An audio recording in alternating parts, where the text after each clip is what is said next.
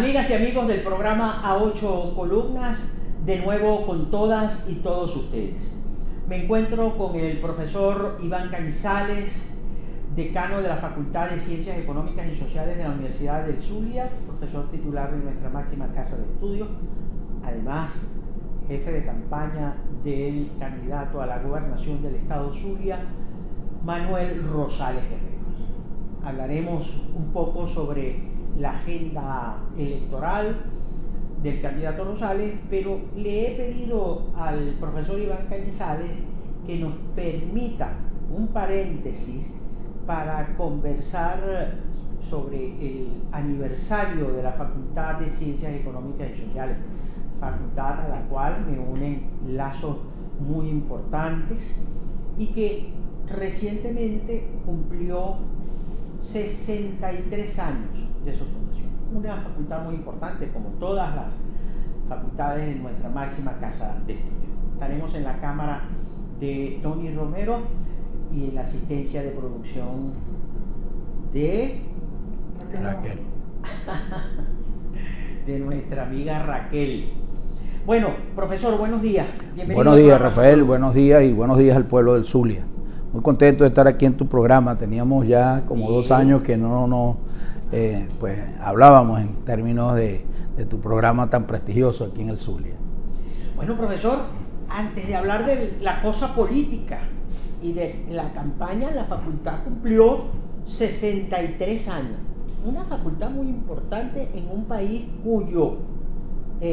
cuya tragedia económica, si se puede decir, mantiene al país en vilo. 63 años de fundación.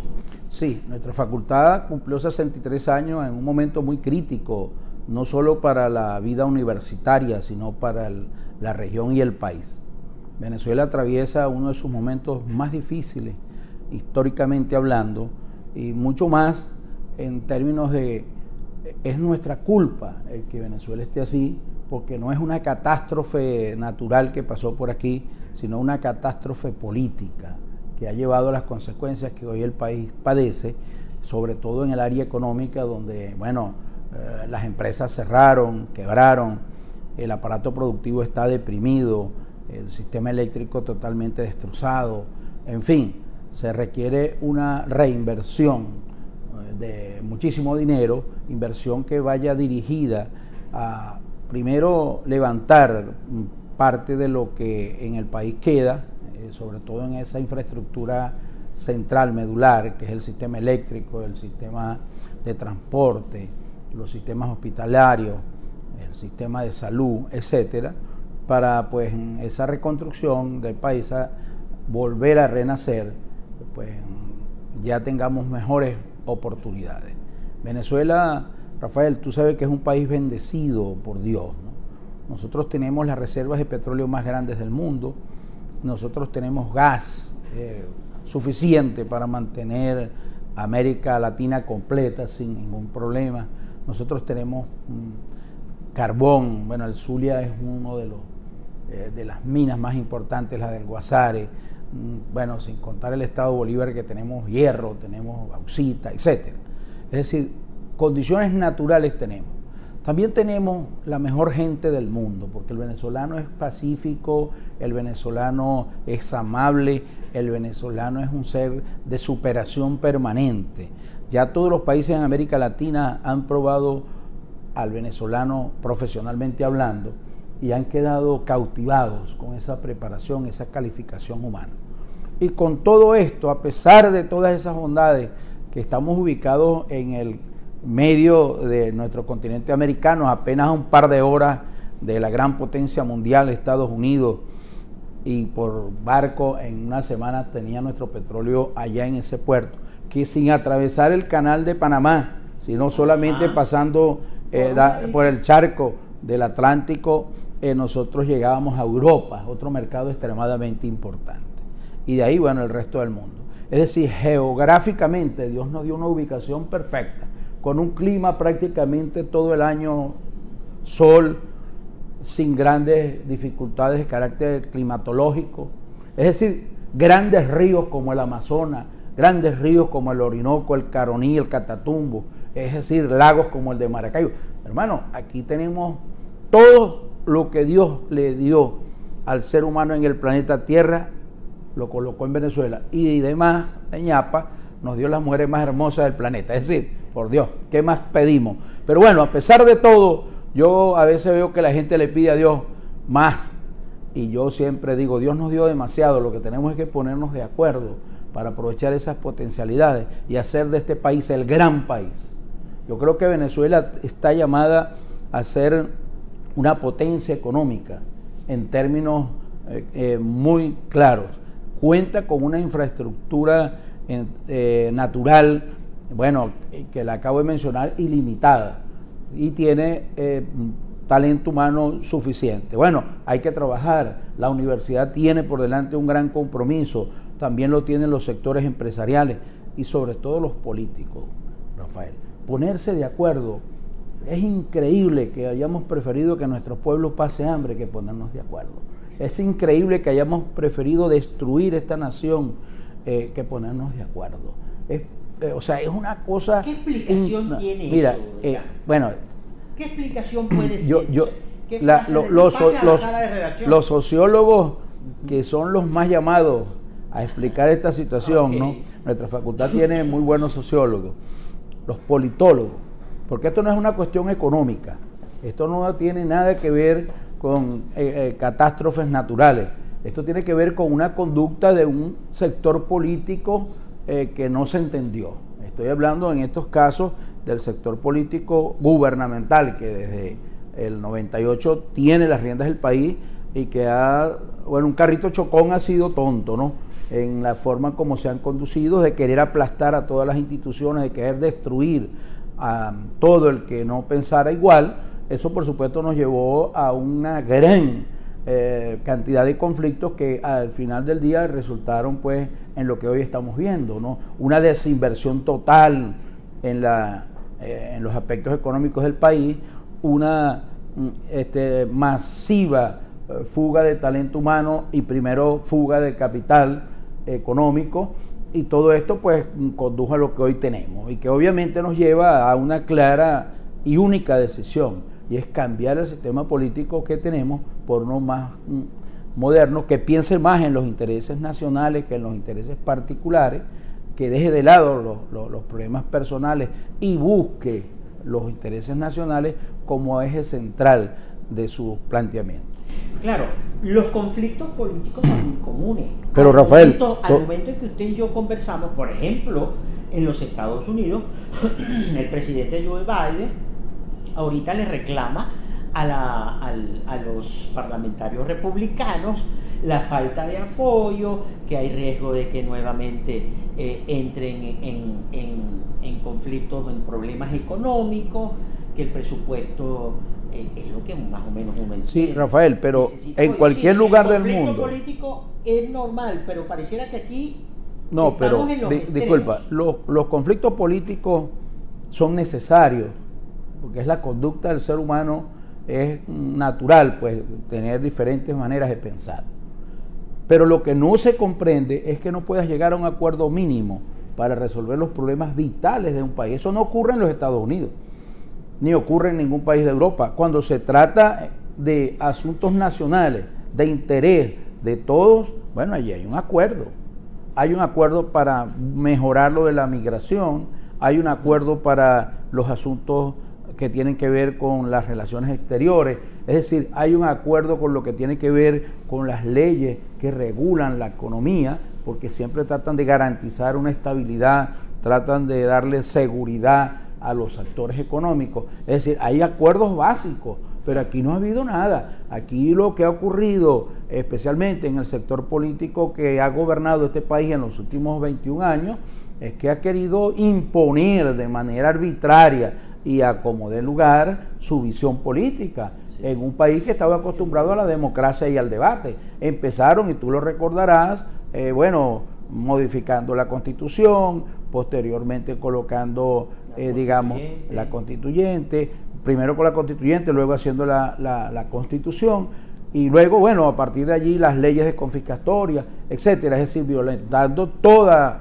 la estructura jurídica que en definitiva la estructura institucional es lo que hace que un país crezca. O sea, cuando tú revisas cualquier país que se ha desarrollado, ves que las instituciones tienen un gran valor, son fundamentalmente el pilar, la guía por donde todas las demás actividades que desarrolla la sociedad y que inclusive desarrolla el gobierno se rigen. O sea, no es que es una loquera de que se le levantó a alguien y empezó, mira, expropiese, eso no existe, porque eso le da una inseguridad total al sistema, primero económico, jurídico y por supuesto al sistema político, porque genera muchos rechazos y reacciones en contra.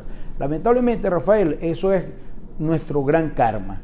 O sea, sí, porque nosotros hasta que no salgamos de este atolladero político, de este enredo político, de este marasmo político, de este desmadre político que estamos viviendo, nosotros no tomaremos de nuevo el rumbo. Pero hay algo que sí es importante. En este mismo aniversario de nuestra facultad, que era lo que estábamos hablando, se han hecho muchos debates.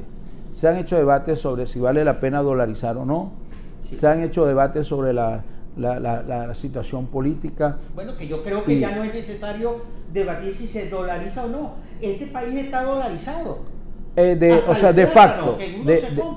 De facto, Rafael, está dolarizado.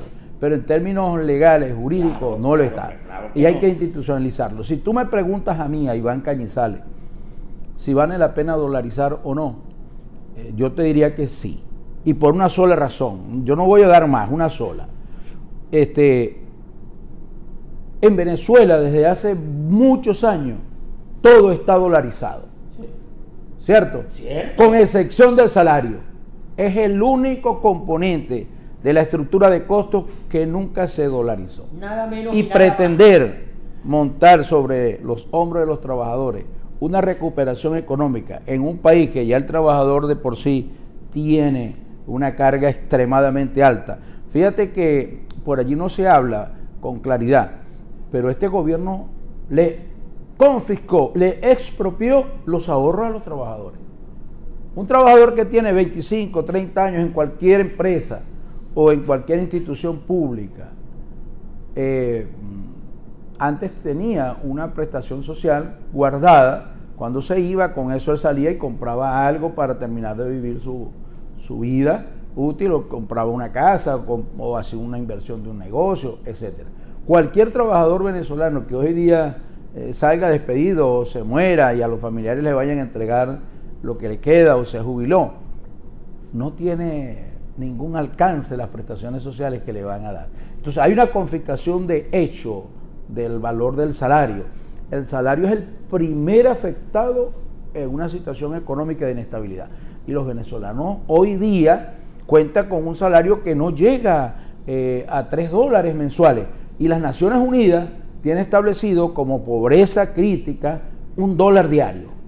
O sea, estamos montados sobre una bomba de tiempo que se llama Venezuela en términos sociales. Y eso es lo que ha llevado a esta diáspora pues, los venezolanos buscar salir a como de lugar a otros países, y son ellos, muchos de los que están afuera, que todos los venezolanos tenemos a alguien, un hijo, un hermano, un primo, un compadre, un amigo que está afuera, son ellos los que en verdad pues nos han favorecido enviando sus remesas, comprando, etcétera, cosas para que su familia no pues caiga en una hambruna total como en esos países africanos que nosotros vemos. Bueno, profesor, tenemos que ir a una pausa, vamos rápidamente a este corte y regresamos con el profesor Iván Cañizales, jefe de campaña del candidato a la gobernación, Manuel Rosales. Elecciones este 21 de noviembre. ¿Cuáles son los escenarios que se manejan desde la oficina de campaña del exgobernador Manuel Rosales Guerrero? Al retorno.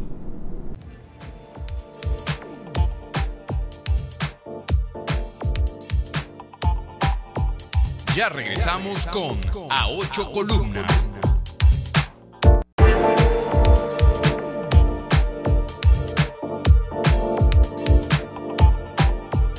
Continuamos con A Ocho Columnas. Continuamos nuestro programa A Ocho Columnas con Iván Cañizales, jefe de campaña del candidato a la gobernación Manuel Rosales Guerrero. Bueno, campaña. está tentador hablar sobre los grandes temas de la nación.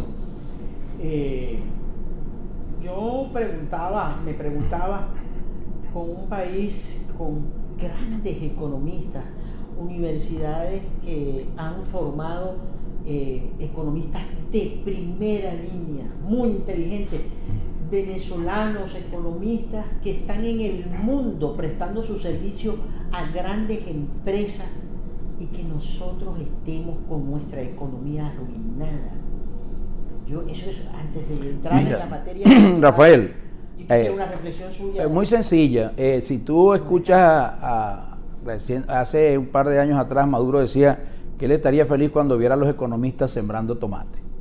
Es decir, el Banco Central de Venezuela y el gabinete económico con el que cuenta Maduro carece de economistas. Eso es importante, carece de economistas. Y por lo tanto, no podemos pues pretender echarle las culpas a que no hay economistas, sino a que no los utilizan. Es como el que tiene un buen equipo médico, pero prefiere a los brujos.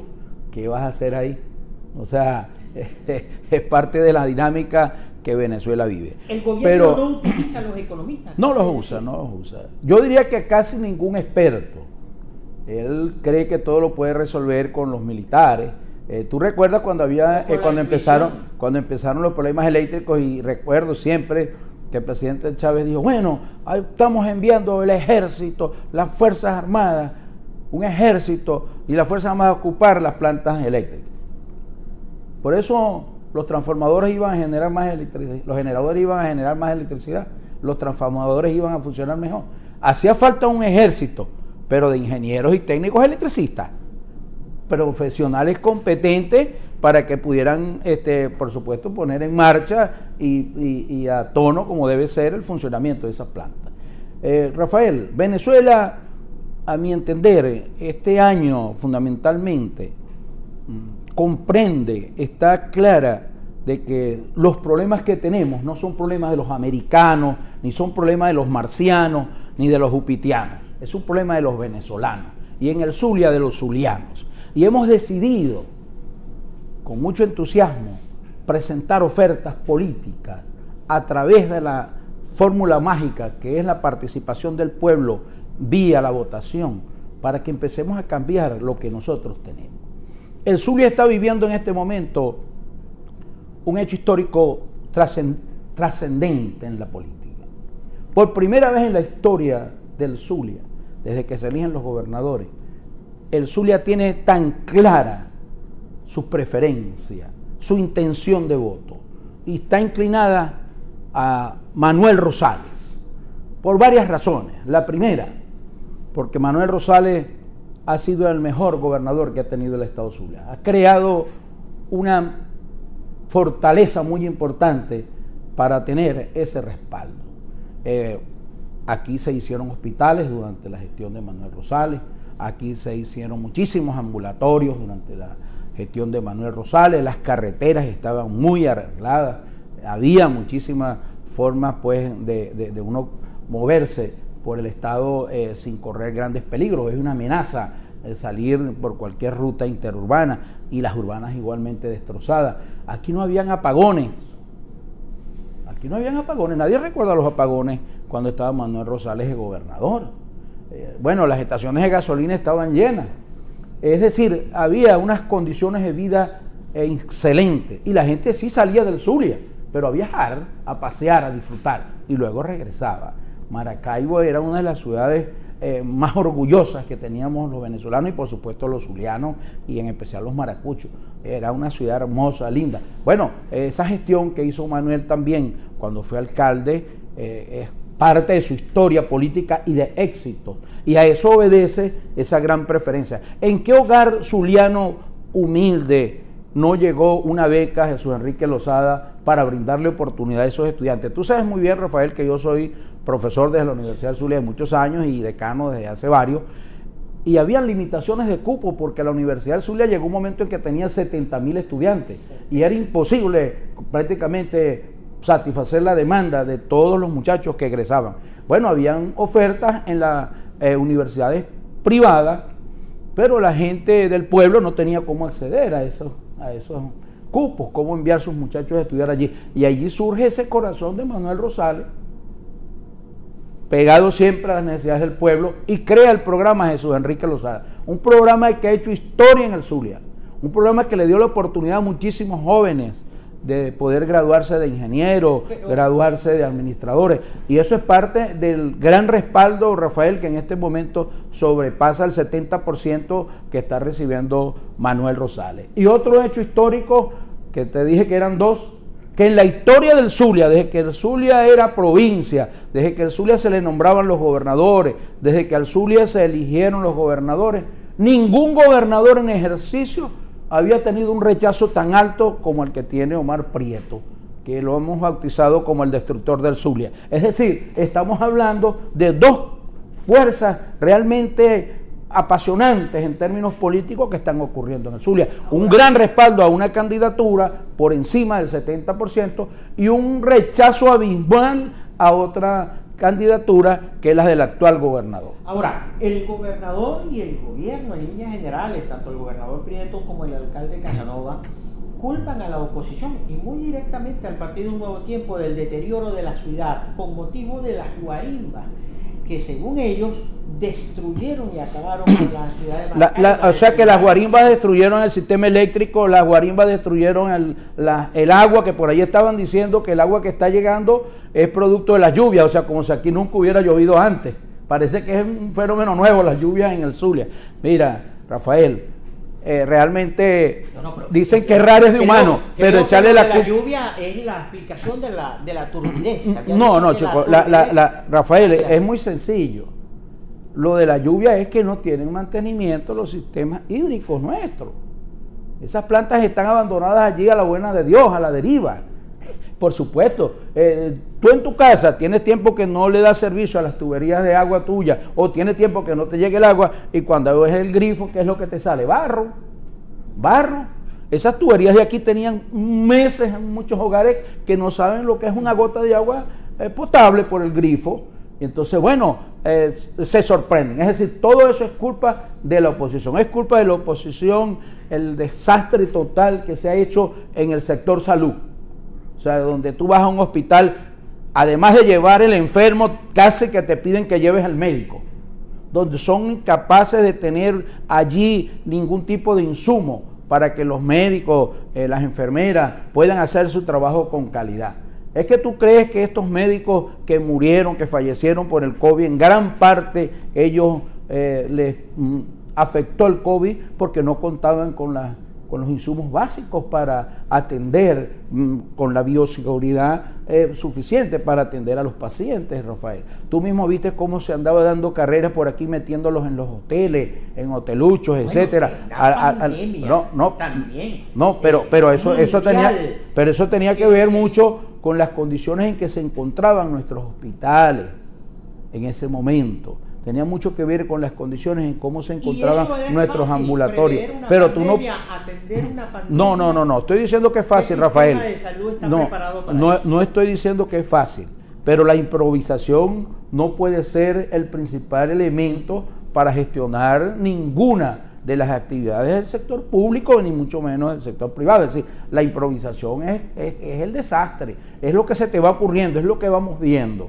Entonces allí es donde tiene una de las grandes fallas el gobierno, por supuesto del Zulia, ¿no? el que preside, el que dirige el gobernador Omar Prieto.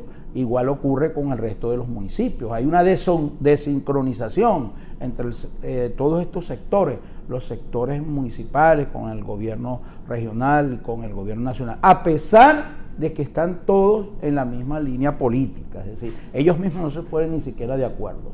O sea, tú antes veías en el Zulia un liderazgo claro, por ejemplo en el BEN, para nombrarte solamente una empresa orgullo de los zulianos. Todo el mundo sabía que allí estaba el ingeniero Ciro Portillo. ¿Tú te acuerdas del ingeniero Ciro Portillo? No. Bueno, una de las gerencias mejor constituidas en términos del sector público que haya tenido Venezuela. ¿Cómo resolvería Manuel Rosales la crisis eléctrica? Problema eléctrico. Bueno, chicos, Manuel Rosales tiene un equipo de expertos, conocedores, entre los que está Ciro Portillo, por cierto, y otros más, que están ayudando pues a presentar fórmulas técnicas para evaluar y además mejorar lo que nosotros tenemos. Ahí ya Manuel Rosales, no se te puede olvidar, que envió y presentó en la mesa que está de negociaciones que está en México una propuesta de financiamiento. No, la de las barcazas fue antes, ahora llevó otra propuesta mucho más consolidada y que tiene que ver con financiamiento de la CAF. Y además de esto, además de esto, porque Manuel Rosales trae, pero Rafael, discúlpame, Manuel Rosales viene en esta oportunidad y lo está diciendo con mucha claridad, que el Zulia no quiere conflictos, el Zulia quiere soluciones. Claro. Y las soluciones parten de acuerdos, de racionalidad, de llegar, chicos, a un entendimiento mínimo. Eso es lo que nosotros necesitamos en política. Ahora, ¿cuál es la diferencia? Bueno, en que Manuel Rosales es un gerente exitoso. Manuel Rosales tiene gente que lo acompaña, que está muy bien calificada, muy bien formada. Nosotros tenemos gente que ya está buscando vías, digamos, de financiamiento externo para ayudar a rescatar el Zulia, no solamente el Zulia, gran parte de las regiones andinas, etcétera, pero te estoy hablando del Zulia en concreto. Existen programas, proyectos que van a irse a presentar a esos organismos internacionales. Nosotros crearemos un equipo de expertos que llevará y presentará estas propuestas allá, y allá se buscará la viabilidad. Pero que si después hay que aprobarla en la Asamblea Nacional porque se requiere un endeudamiento público, bueno, le hablaremos a la Asamblea Nacional como tiene que hablársele. ¿Por qué? Bueno, porque estamos en representación del Zulia. Aquí Manuel Rosales no va a buscar nada para él en particular, va a buscar para ayudar a resolver los problemas gravísimos que tiene el Zulia. Pero eso no está ocurriendo en este momento. Tú no ves que haya salido una comisión de la gobernación del Zulia a ir a buscar, a resolver los problemas que el Zulia tiene. Y nosotros tenemos gente aquí, muchísima gente aquí, bien calificada, bien preparada, y que no está políticamente aspirando nada, que está dispuesta a dar el apoyo, sus conocimientos, a la búsqueda de las soluciones de los problemas que presenta el Zulia. Ahora, el tema eléctrico, que es quizás el tema número uno de preocupación de la ciudadanía, y que se había estabilizado, ha vuelto a crearse el problema. No es una competencia directa del gobernador. Para allá voy. ¿Cómo visualizar una solución definitiva que tiene que pasar por la necesaria independencia eléctrica del Zulia, del sistema eléctrico? Rafael, yo te voy a decir, de acuerdo a las estimaciones de los equipos técnicos. Vamos a hacer algo porque me hace. Bueno, perfecto. Vamos ir a la pausa. Vamos a la pausa y te voy a presentar un cuadro en diagnóstico, vamos a llamarlo así, bastante bueno, porque es preparado por un equipo de técnicos de la situación actual del sistema eléctrico del Zulia. Bueno, vamos a una breve pausa, regresamos con el profesor Iván Cañizales. Quédense con nosotros, ya venimos.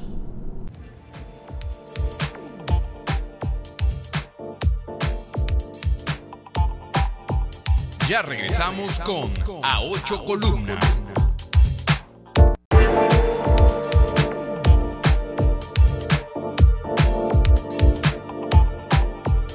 Continuamos con A Ocho Columnas.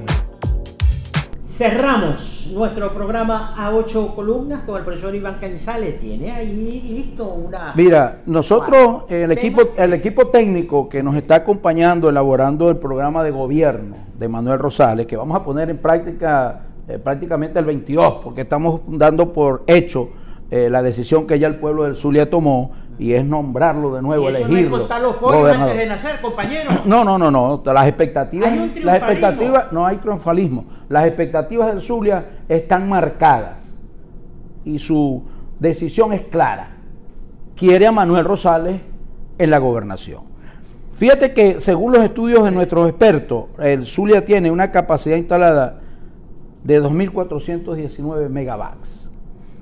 La demanda del Zulia en este momento está en alrededor de 1.700, ¿ok? Los cuales, esto es importante, a través del sistema de interconexión nacional nos están llegando 900. Y en términos de generación... 1.700 menos 900. Ajá.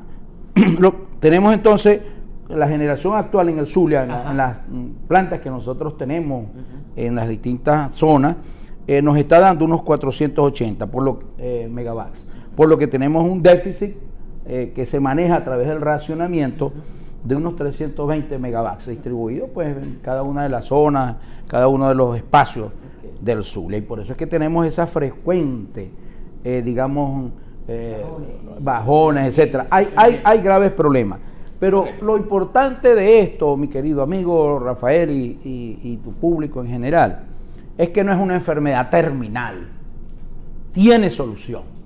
Eso es muy tiene importante. solución. Ahora, allí es donde juega un papel importante quien esté en la gobernación del Zulia, el liderazgo que tenga para plantearse un reto importante que es rescatar. El gobernador ha anunciado que ha hecho inversiones en las termos y que gracias a esas inversiones la crisis eléctrica no es más aguda. Hay realmente grandes necesidades de inversión, no son pañitos calientes los que hay que hacer en el sistema eléctrico. Por eso pero sí se han hecho y de pronto retoques, pero no lo que se requiere para restablecer esos 2.419 megawatts que el Zulia tiene instalado. No es que están en Marte ni en Júpiter, nada de eso, están aquí en el Zulia, pero que por falta de mantenimiento, por negligencia, por miles de cosas que todos sabemos, ahí está el Zulia pagando sus consecuencias.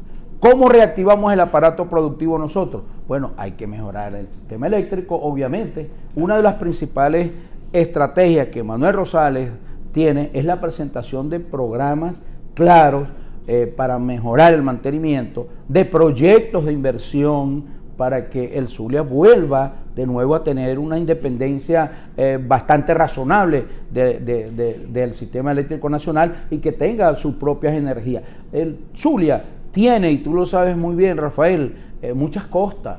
Aquí teníamos, se inició el parque eólico allá en La Guajira. Bueno, allá están todavía las aspas, ¿no? Pero algunas sí. Pero es decir, hay oportunidades. Fíjate que aquí hay tantas oportunidades, Rafael, que tú pudieras invitar a un país, por decirte un ejemplo, como Noruega, que tiene experiencia en energía eólica, pero muchísima y alta tecnología, a empresas de allí a que vengan a instalarse en las zonas del Zulia o en las penínsulas del Paraguaná, etcétera. Y bueno, por supuesto, van a generar una inversión allí y van a generar un servicio eléctrico que hay que pagarle. Bueno, hay que ponerse de acuerdo. Tenemos que razonablemente sentarnos en una mesa, los gobiernos regionales, los gobiernos municipales y el gobierno nacional, con planes concretos de desarrollo, con ideas frescas, con confianza para los sectores inversionistas, y eso no lo estamos viendo. Bueno, ahora con Manuel Rosales en el Zulia ya tenemos otra cosa. Estamos obviamente pues asumiendo un liderazgo muy serio con el respaldo del Zulia en pleno, porque hay que decirlo, gran parte de ese respaldo que está recibiendo Manuel Rosales viene de la gente del chavismo, de la gente pues que se ha decepcionado de la forma como se ha conducido el gobierno regional y los gobiernos municipales del Zulia. ¿Cómo marcha políticamente el tema de la campaña? Toda vez que todavía, por ejemplo, en Maracaibo, ¿cuál es la situación? Bueno, yo te voy a decir algo, Rafael. Hay una cosa que es muy clara. En el Zulia, el consenso se impuso. De 15, primero que todo se impuso el consenso con el liderazgo de Manuel Rosales. Todos los partidos coincidieron que era el único hombre que podía convocar al Zulia completo. Y cuando digo completo, hablo de oposición y hablo de la gente que pudiera tener simpatía por el chavismo y hablo de la gente que le es indiferente la política. Bueno, Manuel Rosales es el único en el Zulia que tiene la condición de sentarse en una mesa con todos esos sectores. Tiene el liderazgo y el respaldo del pueblo del Zulia. Entonces, bueno, ok, perfecto. Manuel fue su candidato de consenso. Posteriormente, en las 21 alcaldías, como ocurre en todas las democracias, hay una coalición de partidos, especialmente el G4 y otros aliados importantes allí, que también tenían sus aspiraciones concretas. Entonces, bueno, vamos a tratar de ponernos de acuerdo, y allí surgió el consenso como la fórmula mágica. ¿Por qué te digo esto? Porque en 15 alcaldías, incluyendo Maracaibo, se llegó a un consenso político con los factores que participan de la mesa de la unidad. Y bueno, discúlpame, Rafael, para terminar de desarrollar la idea, ¿no? Y así se logró en 15. Pero 15 de 21 son más del 70%, es decir, un gran porcentaje se llegó en consenso. El otro 30%, bueno, se usó la fórmula mágica, ¿no? Que son las primarias en 6 alcaldías. Y en esas 6 alcaldías se hizo una elección de un candidato. En San Francisco salió electo Gustavo Fernández, ¿verdad? Y bueno, hubo un comportamiento bastante civilizado, organizado, participativo, muy por encima de las mismas expectativas de los partidos políticos. Fue mucho más gente de la que nosotros esperábamos. Es tanto el deseo ferviente que tiene la gente de decidir a través del voto, que muchísimos electores participaron en esas primarias. Obviamente que no ocurrió lo mismo con la gente cuando hicieron las elecciones primarias en el PSUV. Aquello fue, tú sabes muy bien, una ánima desierta, aquello solito, no fue prácticamente nadie. Pero bueno, está bien, hicieron lo suyo. Pero lo que te quiero, y le dieron su derecho de participación. Partido de gobierno con todo el montón de problemas, hicieron sus primarias. Bueno, está bien. Y hasta en doble tanda. Perfecto, eso es democracia, vamos a estar claros, es lo que el pueblo zuliano y el pueblo venezolano quiere. Bueno, por supuesto, habían otras candidaturas. En el caso de Maracaibo estaba la candidatura de Marco Rivero por el Partido Centro Democrático, y está la candidatura de Juan Carlos Fernández. Bueno, la gente pregunta, mire, ¿y por qué no se hicieron primarias con ellos? No, porque estos son dos cosas muy diferentes, vamos a llamarlo. Ellos son candidatos por iniciativa propia, independientes. No, y hay pero, Víctor Ruggi, sí, candidato. Víctor Ruggi, están otros, pero con muy baja incidencia electoral. Sí. Lo importante es esto, Rafael, que en torno a la figura de Rafael Ramírez se logró un consenso en Maracaibo, un consenso que trascendió. Muchísimas otras organizaciones se plegaron, se sumaron, inclusive el Partido Centro Democrático con su candidato a alcalde, Marco Rivero, también decidió, por el bien de Maracaibo, venir a acompañar esta fórmula. Allí están todos los factores democráticos. Y adicionalmente cuenta con el gran respaldo del gran elector del Zulia, que es Manuel Rosales. Es decir, esa es una candidatura, la de Rafael Ramírez, que yo le veo todas las posibilidades de ganar. No le veo ninguna posibilidad de perder, por una razón sencilla. Los factores democráticos, los que queremos cambio, los que necesitamos que haya una nueva gerencia en Maracaibo, no tenemos duda de quién debe ser. El que tiene el mejor equipo en este momento a su lado se llama Rafael Ramírez. Y por eso te digo, Rafael, hoy que nosotros en el Zulia vamos a cambiar el panorama político, le vamos a sembrar la esperanza a todo el pueblo zuliano para que participe, para que se involucre y vaya a votar, que no sea indiferente a lo que está aconteciendo, porque quedarse enchinchorrado es una tragedia. Nosotros en nuestros espacios regionales, en nuestros espacios municipales, necesitamos una gerencia efectiva, una gente con un buen equipo de trabajo, abocados a la solución de los problemas que tienen nuestras comunidades. ¿Hay confianza en este CNE? ¿Cómo se ha manejado? ¿Cuál es el análisis? Rafael, para los que dicen que no hay condiciones, les digo muy claramente, en Venezuela las condiciones democráticas de participación se dieron en 1998. A partir de allí empezó todo un plan para, digamos, debilitar institucionalmente el país. Tú lo sabes muy bien porque tú eres abogado. Se adelantó una constituyente al margen de la constitución que el mismo 62 tenía. Sin embargo se aceptó. Después, bueno, vinieron una seguidilla de actuaciones en contra de los distintas instituciones hasta que llegamos al día de hoy. Pero hay algo que es muy importante. El gobierno podrá tener una gran influencia en el árbitro, pero nosotros tenemos una máxima influencia en el pueblo.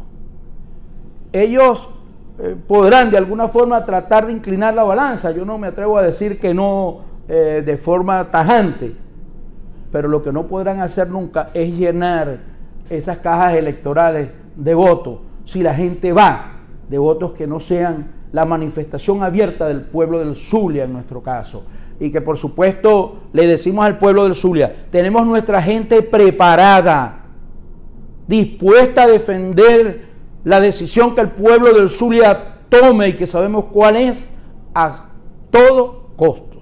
Es decir, no vamos a decepcionar a nuestro pueblo, les vamos a respetar su voluntad y la vamos a hacer respetar también. De manera que estén tranquilos, hay demasiada gente involucrada, demasiada gente interesada en participar como voluntario. Este comando es testigo de la cantidad de apoyo que estamos recibiendo para transformar al Zulia políticamente y por supuesto con Manuel Rosales al frente y los 21 alcaldes que tenemos, nuestros de candidatos, nuestros 179 aspirantes a concejales y los 15 diputados al Consejo Legislativo. Bueno, vehemente como siempre el profesor Iván Cañizales. Mucho más cuando tú defiendes un sueño, que es el sueño de rescatar la zulianidad, la confianza, la seguridad y el orgullo de ser zuliano. ¿Cuáles serían las 3 principales líneas de trabajo de Manuel Rosales de ganar las elecciones el 21 de noviembre? ¿Sobre qué líneas de trabajo están pensando? Ustedes van a presentar un programa de gobierno. Sí, próximamente nuestro... Un país donde es difícil planificar, ¿no? Pero lo hacemos. Hasta en el peor de los escenarios que hay, siempre es bueno tener una planificación. Okay. Y por supuesto, Manuel Rosales presentará al Zulia propuestas muy concretas en el sector salud, bien interesante, en el sector eléctrico, que es un sector que de verdad todo el mundo está sufriendo las penurias que hay. Tenemos también una propuesta de mucho interés en el área de seguridad, que sabemos que le preocupa a la gente, y por supuesto en el área de salud y educación. O sea, hay toda una, digamos, planificación dirigida, bien organizada, para que nuestro gobernador, con su experiencia, con su liderazgo y por supuesto el acompañamiento de esos 21 alcaldes, emprenda un rescate del Zulia, de su infraestructura, de su alegría y de ese sueño que siempre hemos tenido como una región realmente pujante. Bueno, hemos llegado al final. Te quiero preguntar esto rapidito y habrá tiempo de otros análisis. ¿Cómo no? La última campaña de gobernador la ganó la oposición.